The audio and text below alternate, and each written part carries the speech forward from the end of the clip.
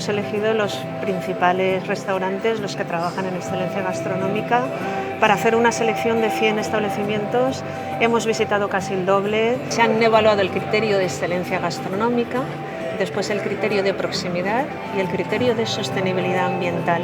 Encaja con la Fundación Oceanographic porque en el fondo también nosotros lo que pretendemos es, a través de un centro como este tan maravilloso, divulgar sobre cómo podemos comportarnos de manera individual para proteger nuestro entorno i ser un poc més respetuosos con los seres que lo habitan. Tenim una comunitat molt rica que té mar, muntanya, ramaderia i agricultura, i crec que no hi ha cosa més sostenible que conrear la terra, produir vi, produir oli, pescar d'una manera moderada, etc. És a dir, que estem en el mateix repte.